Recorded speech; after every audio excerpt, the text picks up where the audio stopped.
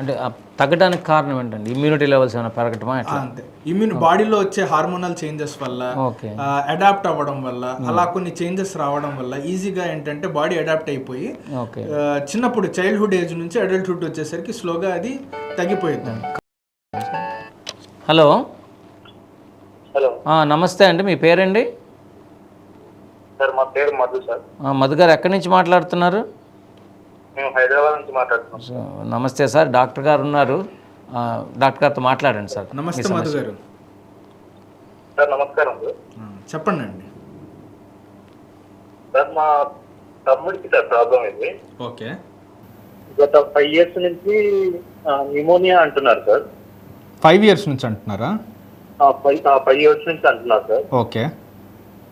ప్రతి every year fever వస్తుంది sir, every year fever వస్తుంది.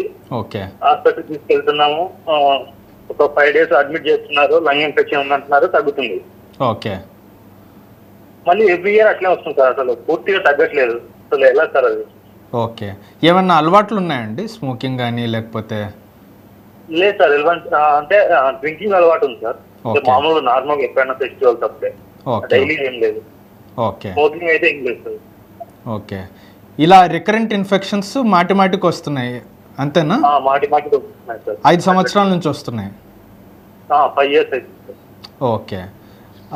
ఇంకేమన్నా దేనికైనా మందులు వాడడం కానీ ఏమైనా జరుగుతుందా? దేనికైనా వేరే వాటికి మందులు? లేదు సార్, లేదు సార్, దీనికే వాడుతున్నారు. ఓకే. ఇంకేమైనా ఇబ్బంది? 15 days అట్లా వాడుతున్నారు, తగ్గంగానే తగ్గిపోతుందని వదిలేస్తున్నారు సార్. మళ్ళీ ఇయర్ లో మళ్ళీ వస్తున్నాయి. ఓకే.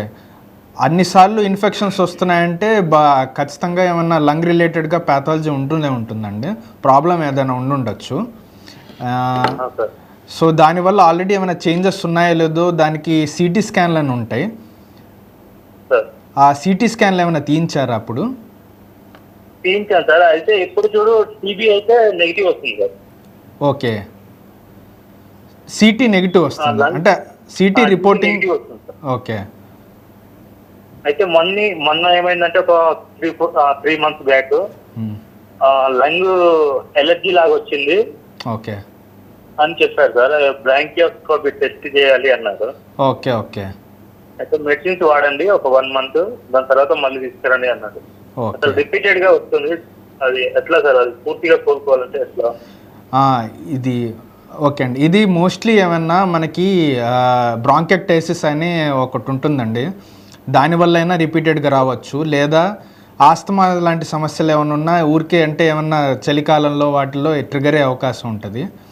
ఇది బ్రాంకోస్కోపీ ఏమైనా చేయించారా? చేయించాల్సిన ప్లాన్ ఉందా? చేయించాలి సార్, చేయించలేదు. చేయించాలి. ఒకసారి చేయిస్తే మంచిదండి, ఎందుకంటే మనకి ఇన్ఫెక్షన్ ఏంటి అనేది కరెక్ట్గా మనకు తెలిస్తే దానికి తగ్గ ట్రీట్మెంట్ కూడా మనకు కరెక్ట్గా ఉంటుందన్నమాట.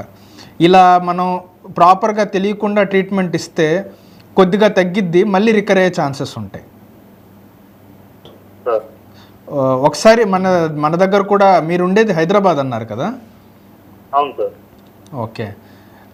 యాక్చువల్గా ఒంగోలులో కూడా మనం బ్రాంకోస్కోపీ అవి చేస్తుంటామండి.